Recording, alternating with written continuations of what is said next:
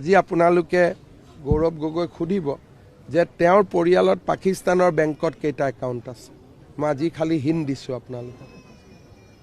তেওঁৰ পৰিয়ালৰ একাউণ্টত আজিও পাকিস্তানত ৰানিং আছে বেংক একাউণ্ট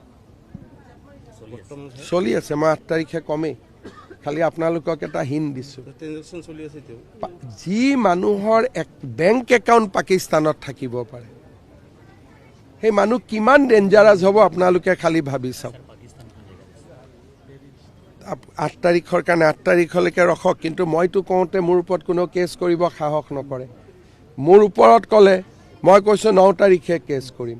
মই যিবিলাক কওঁ মোৰ ওপৰত কিয় কেছ কৰিব সাহস নকৰে।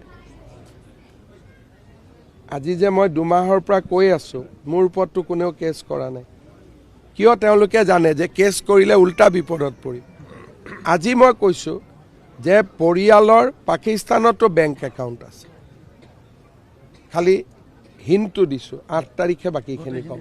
আজি আপোনালোকে গৌৰৱ গগৈ সুধিব যে তেওঁৰ পৰিয়ালত পাকিস্তানৰ বেংকত কেইটা একাউণ্ট আছে। মই আজি খালি হিণ্ট দিছোঁ আপোনালোকক। তেওঁৰ পৰিয়ালৰ একাউণ্টত আজিও পাকিস্তানত ৰানিং আছে বেংক একাউণ্ট চলি আছে। মই 8 তাৰিখে কমেই, খালি আপোনালোকক এটা হিণ্ট দিছোঁ।